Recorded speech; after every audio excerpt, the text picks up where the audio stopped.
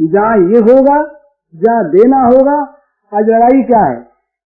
आज के जगत में जो आज का विश्व हमारे सामने है, आप लोगों में बहुत से महात्मा होंगे जो अखबार नहीं पढ़ते होंगे, आज की दुनिया से अपरिचित होंगे, पर मेरे से एक आदमी अखबार नवीस बहुत पढ़ता हूँ, देखता हूँ जगत में क्या हो रहा है मुझे पता है। तो आज जगत में जो हो रहा है इसमें दो चीज की प्रधानता है, अधिकार और अर्थ। ये दोनों ही त्याग के विरोधी हैं। अधिकार चाहिए, जरा जरा सी बात पर किसी के अगर मन की न हो तो मेरा अधिकार छिन गया, वो दुखी हो जाता है, और यदि बस चलता है तो क्रोध में आकर के उसका बुरा करने लगता है। ये अधिकार लिप्सा आज हमारा राजनीतिक जगत इस अधिकार लिप्सा से सर्वथा ये प्रभावित है। अधिकार लिप्सा, सारे जगत में अधिकार लिप्सा। दूसरी चीज अर्थ, त्याग कहाँ? आज हम हरेक चीज को अर्थ के दृष्टिकोण पर सोचते हैं। हमें क्या मिलेगा? प्रत्येक वस्तु में, प्रत्येक कार्य में हमारा ये आज गाय की रक्षा क्यों नहीं होती? बोले इससे अर्थ नहीं मिलता। ये इकोनॉमी की दृष्टि से और गाय की रक्षा आवश्यक नहीं, क्यों नहीं? ये कसाई खाने क्यों खोले जा रहे हैं? हमारी सरकार कसाई खाने खोलने जा रही।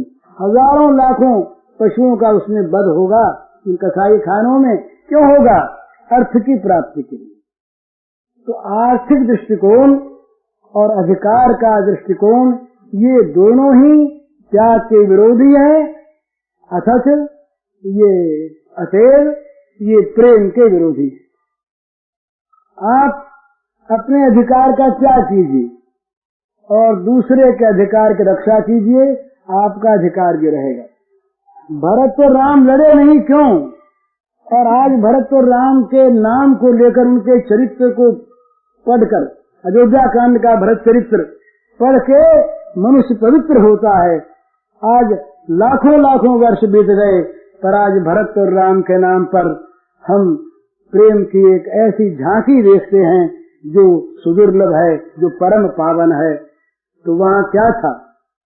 भरत कहते हैं राज्य पर मेरा अधिकार नहीं, राम कहते हैं पिता ने भरत को दे दिया 14 साल के लिए, मेरा अधिकार नहीं।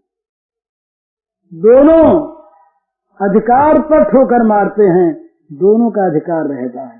14 साल तक भरत ने चाहे भगवान के पादुका को वो राजगद्दी पर बैठाया, पर शासन तो किया ना, अधिकार रहा। और राम की पादुका जाकर के वहां बैठ गई, अधिकार राम का ही रहा। राम का अधिकार नहीं गया, भरत का अधिकार नहीं गया, और प्रेम की वो एक धारा बही जो अनंत काल तक बहती हुई जगत को पवित्र करती रहेगी। ये था अधिकार का त्याग। तो अधिकार के त्याग से अधिकार जाता नहीं, अधिकार लिप्सा से अधिकार जाता है, अधिकार के अनुचित मांग से अधिकार जाता है, और अधिकार के नाम पर झगड़े होते। यही बात अर्थ के संबंध में है। तो दूसरे को अर्थ प्राप्त होता हो उस काम में सहायता करें। दूसरे का अर्थ हमारे पास आ जाए, फिर इस प्रकार की कभी मन में कल्पना न करे, कामना न करे, उसे पाप समझे। आज का जगत ये सच्ची बात कहने की है, हम सभी हम ही हैं। जो कुछ हो रहा है उससे मैं अलग नहीं, हम सभी तो हैं। कोई आकाश से कोई दूसरे नहीं उतरे, कोई नरक से पापी नहीं आए, हम ही सब जो कुछ हैं सो हैं। अर्थ के लिए आज क्या नहीं होता? अर्थ के लिए आज खाने की वस्तुओं में मिलावट होती है, दवाइयों में मिलावट होती है। कोई ऐसी वस्तु आजकल नहीं व्यवहार की जिसमें मिलावट करने से आदमी चूकता हो, चूकना चाहता हो, चाहे स्वास्थ्य बिगड़े, चाहे लोग मरे, चाहे कुछ भी हो जाए। ये क्यों? अर्थलिप्सा। अर्थ के कारण से आज जगह जगह पर नए नए विग्रह हो रहे हैं, कलह हो रही है। क्यों हो रहे हैं? अर्थ के लिए।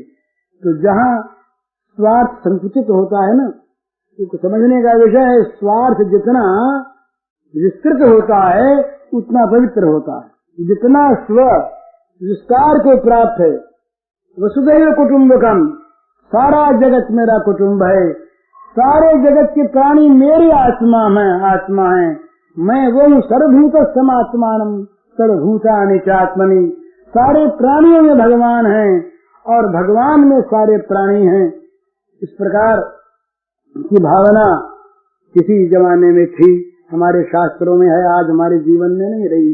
केवल हम वाचालता से बोलते हैं, है नहीं हमारे जीवन में। तो आज तो हमारा अहम इतना छोटा होते होते वो स्व हमारा इतना छोटा हो गया कि हमारा स्वार्थ गंदा हो गया।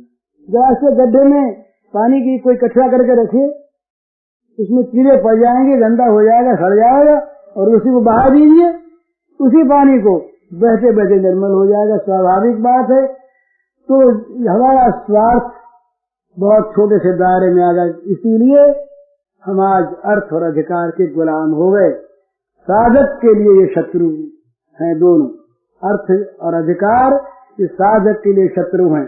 जो कोई भी साधना करने वाले हों, साधना करना चाहते हों, उन्हें सावधानी से इस बात को सुन लेना चाहिए, ध्यान में रखना चाहिए कि वे जब तक अधिकार की लिप्सा रखेंगे, जब तक अर्थ पिशाच बने रहेंगे, तब तक भगवान नहीं मिलने के। तो ये बहुत समझने की बात है।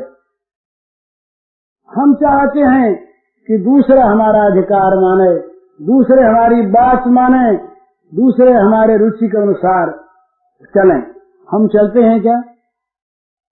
हम जब स्वयं अपने को दूसरे के अनुकूल नहीं बना सकते, दूसरे के विचारों में अपना विचार नहीं मिला सकते, दूसरे की बातों के अनुसार अपनी बात नहीं रख सकते, तो हम क्यों आशा करें? क्यों हमें आशा करनी चाहिए? क्यों हमें इस प्रकार का मनोरथ करना चाहिए कि दूसरे सब हमारी बात मान लें, हमारा अनुगमन करें, हमारी रुचि को अपनी रुचि बना लें और हमारी चीज को ही, हमारी बात को ही वो सर्वोपरि मान करके चुपचाप मानते रहें। हम मानते हैं क्या? और खास करके साधक के लिए तो ये बहुत बुरी बात। जब तक साधक दूसरे को अपनी बात मनवाना चाहता है, तब तक उसकी साधना में बड़े बड़े विघ्न आएंगे, आते रहेंगे। जब तक साधक अपनी रुचि पर संसार को चलाना चाहता है अभिमान पूर्वक, तब तक उसकी साधना सफल नहीं होती। जब तक साधक अपने को बड़ा मानकर दूसरों को छोटा समझकर उनको अपने अनुकूल बनाना चाहता है, तब तक साधना सिद्ध नहीं होती। तो ये साधना के लिए खास बात, आशा करे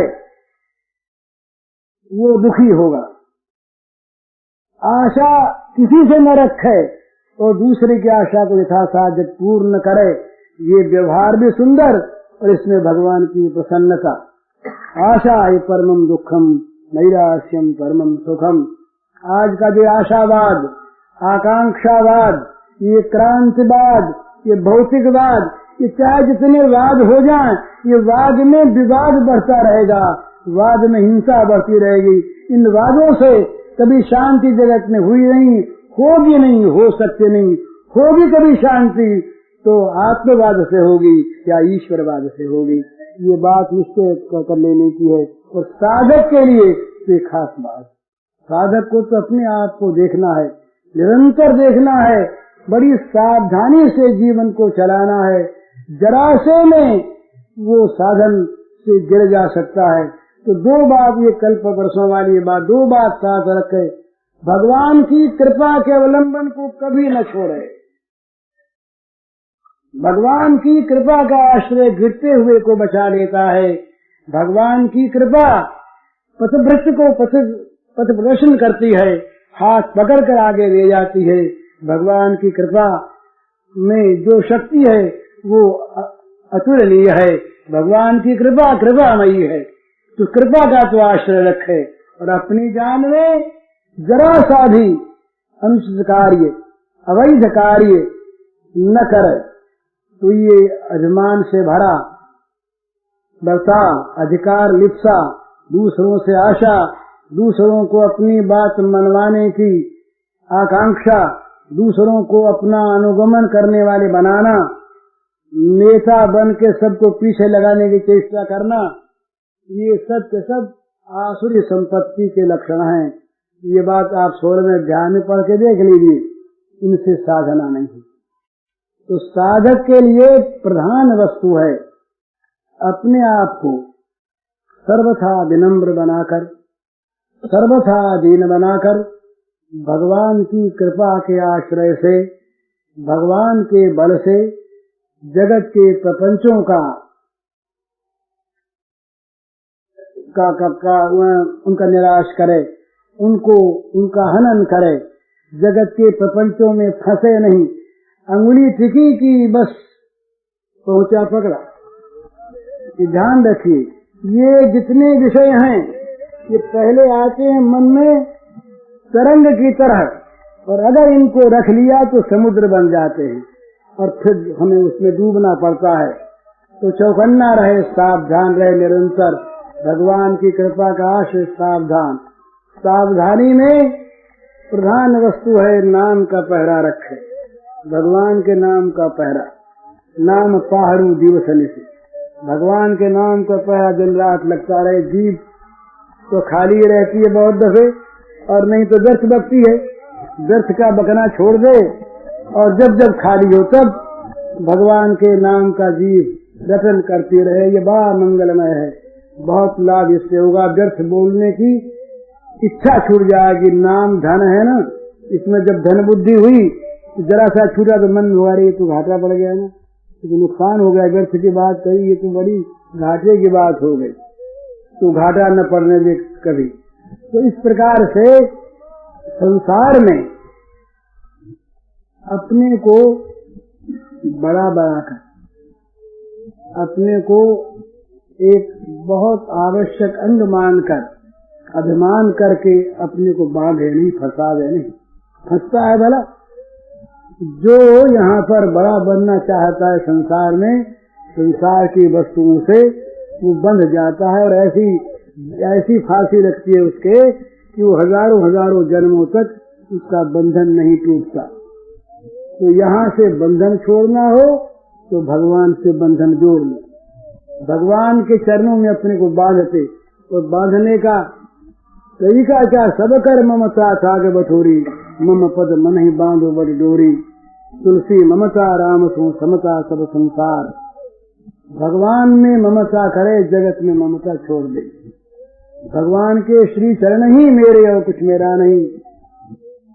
इस प्रकार से भगवान को अपना बनावे, जगत को अपना न बनावे। जगत के भोगों से सच्ची बात है मैं स्वयं फंसा हुआ क्या बताऊं आपसे, पर वास्तव में ये डरने की चीज है। ये आपात रमणीय, देखने में सुंदर लगते हैं, देख और चखने में पहले पहले मीठे लगते हैं, पर ये विष भरा मिष्टान्न है, इसके अंदर जहर भरा है। ये तदग्रे मित्रोपमम परिणामी विषमेव, ये पहले पहले अमृत के समान मीठे मालूम होते हैं, परंतु इसका परिणाम विषम है, जहर वाला परिणाम है। इसलिए इनसे बचा रहे। तो संज्ञानाम संगम त्यक्त्वा दूरतात्मवान, विषयी लोगों का तो संग क्या, उनके संगियों के संग को दूर से त्यागने की चेष्टा करे। ये सारी बातें करने की है, भला न कहने की है न सोचने की है, ये करने की है। साधक को करने की, कल मृत्यु हो जाए क्या पता लगेगा। अभी मैं बोल रहा हूँ, क्षण भर के बाद हाथ फेल हो जाए, यहीं गिर जाएंगे भाई जी, तो क्या होगा बताइए। इसलिए जितना अवसर हाथ में है, जो कुछ भी क्षण बाकी है हमारे जीवन में, जितने श्वास शेष हैं, उनको केवल और केवल भगवान में लगा दे। और भगवान में लगाने का तरीका यही है कि जगत से अपने आप को हटावे। हटाने का सीधा सीधा मार्ग है भगवान में लगावे। पहले अभ्यास, पीछे वैराग्य। भगवान में लगावे तो जगत अपने आप हटेगा।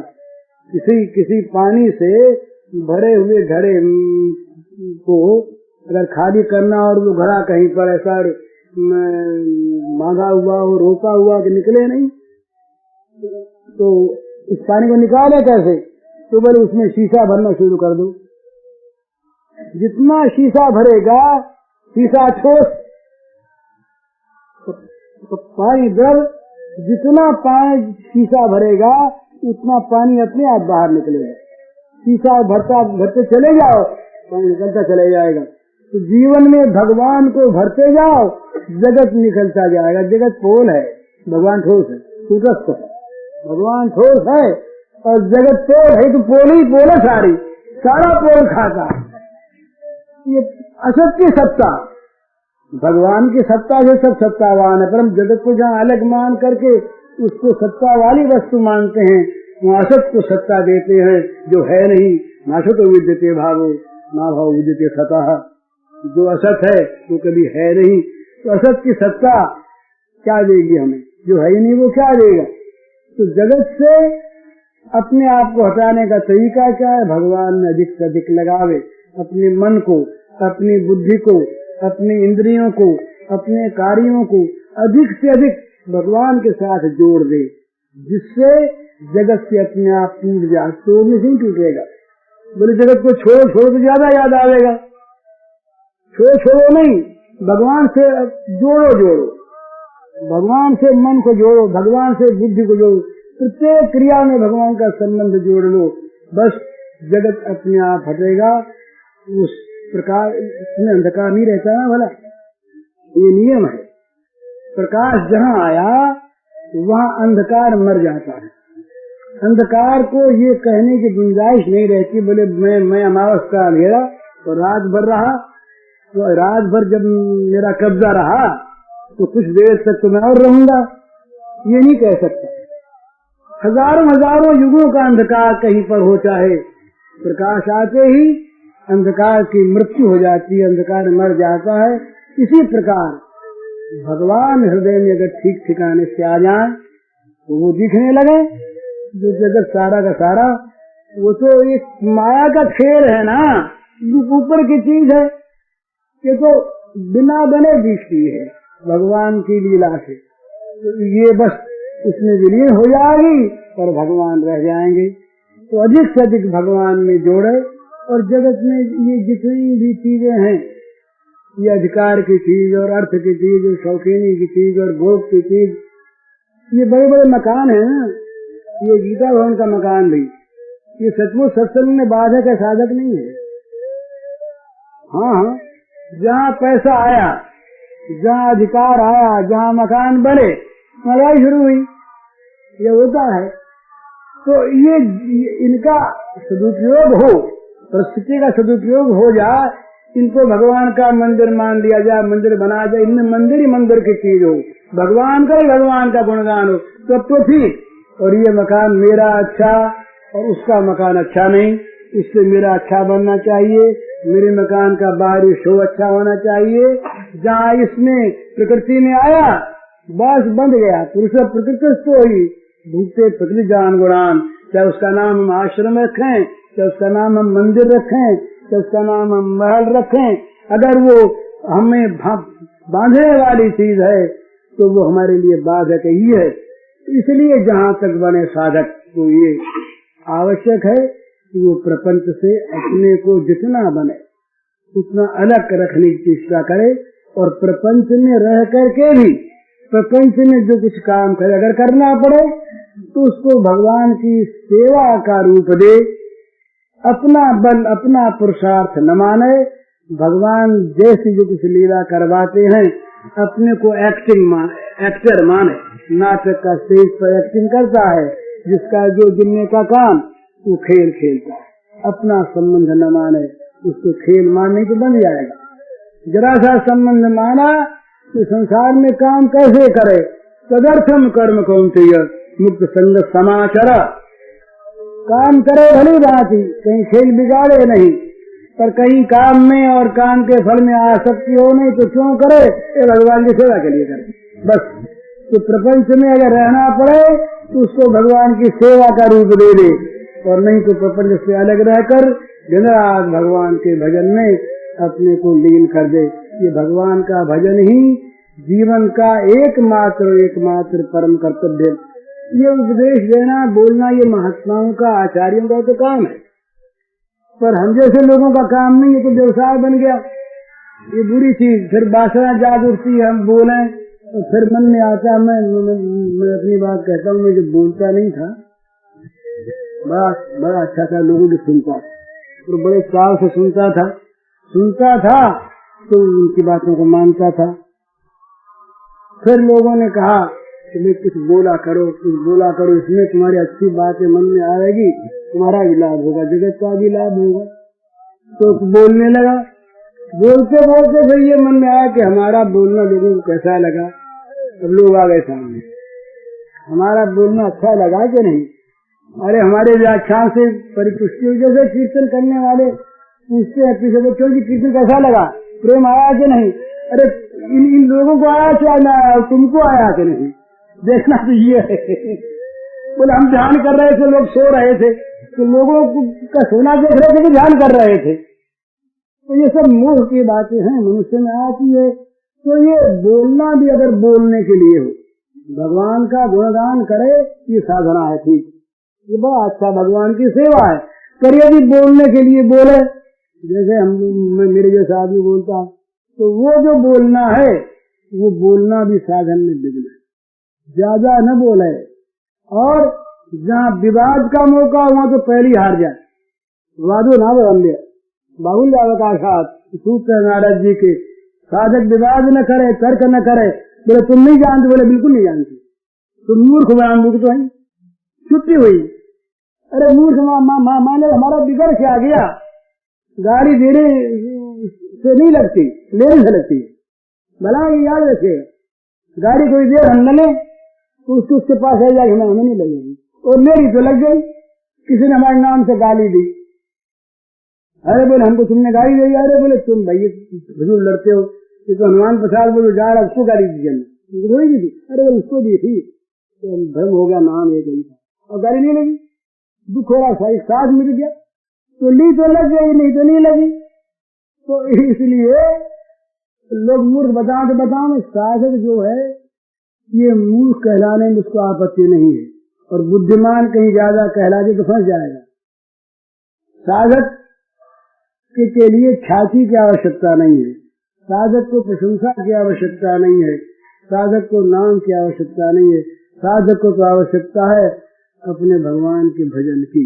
उसमें अगर कमी हो तो बड़ी बुरी बात, सबसे बड़ा घाटा वो है। तो इस प्रकार से भजन को जीवन का खास लक्ष्य बनावे, भजन के लिए जिए, तो आपका साधक जीवन है, और आपका जीवन सफल होगा।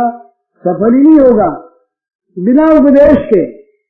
आपके संग में रहने वाले, आपके संपर्क में आने वाले लोगों को भी लाभ पहुंचेगा, और उनको भी, उनमें भी, ये सबको नहीं तो जैसा जिसका अधिकार और जैसे जिसके कर्म उसके अनुसार वे भी जीवन की सफलता के मार्ग पर आगे जाएंगे। अपना भला जगत का भला, भला करने की दुकान ही खोलने, अपने आप को भला बनना, तो भला अपने आप हो जाएगा। दुकान खोल के बढ़ गया, अपने भला नहीं बना, तो दुकान ही दुकान है, उसमें कुछ है नहीं। दुकान न खोले, अपने आप को भला बनावे, बस अपने आप सब भले बनेंगे। ये साधकों के लिए कुछ बातें लोगों ने पूछी थी, आज थोड़ी सी बातें ये संक्षेप में कही हैं। ये कहीं तो बस इसलिए कि मुझे भी याद आ गई, जैसा मेरे मित्रों ने पहले कहा, तुम अच्छी बात याद आओगे, तुम्हारा लाभ होगा। आप लोग सब आशीर्वाद दें कि मैं साधना में लगूं, और आप सबसे प्रार्थना है आप सब लगें, तभी यहाँ आना, बोलना, सुनना सार्थक। ये कोई अच्छा तमाशा है, बुरा तो नहीं है, अच्छा तमाशा है, ये भी हो गया और क्या।